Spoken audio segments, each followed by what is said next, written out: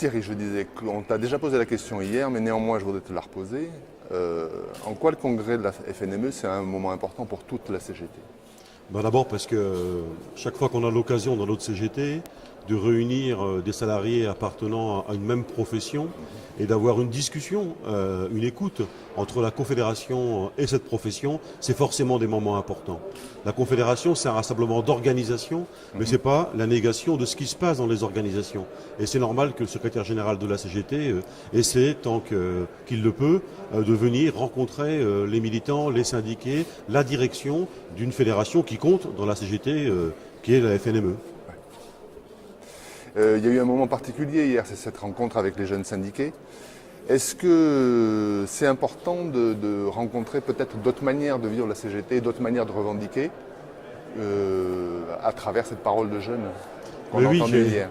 J'ai appelé il y a quelques mois déjà à ce qu'on puisse avoir une irruption des salariés sur le terrain social. Autrement dit, faire en sorte que l'avenir des salariés soit placé entre leurs mains. La jeunesse constitue forcément un vecteur de ce message. Et prendre le temps, de manière informelle, de manière non programmée, non organisée, comme on sait le faire parfois, d'avoir une discussion sans tabou, à bâton rompu, avec une partie de notre corps militant qu'est cette jeunesse, c'est un moment privilégié. Je pense que ça peut être un moment important pour eux, mais je crois que c'est surtout un moment important pour le secrétaire général de la CGT d'entendre à la fois leurs aspirations, à la fois leur colère, à la fois leurs impatiences, mais aussi leur lucidité sur le monde dans lequel nous sommes et sur la volonté de transformer ce monde à partir du travail. Il y a aussi, à travers ce qu'on a entendu hier, par moments, comme tu le disais, de la colère, de l'impatience et beaucoup d'enthousiasme.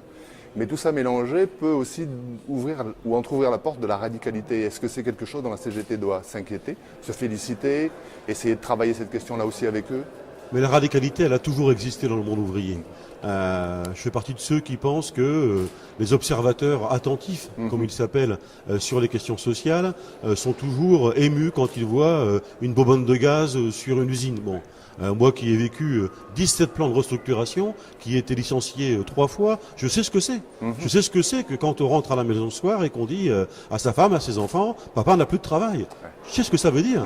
La radicalité, elle n'est pas du côté des salariés, elle est du côté des employeurs qui n'ont que comme seule boussole la courbe, la montée des dividendes qui augmente au fur et à mesure où la courbe du chômage augmente aussi dans ce pays. Il ne faut pas avoir peur de la radicalité. C'est pas quelque chose qui, comme ça, peut se construire ou se déconstruire. La violence, la radicalité, elle existe dans notre pays parce que nous vivons dans un monde de brutes où le seul regard que portent les patrons aujourd'hui sur leur entreprise, c'est le cash qu'ils peuvent en tirer. Nous voulons reprendre le terrain de l'industrie, reprendre le terrain de la qualification, reprendre le terrain de l'emploi, reprendre le terrain de la création de richesses et se battre pour que les richesses soient partagées de manière équitable, ce qui n'est pas le cas aujourd'hui. D'accord.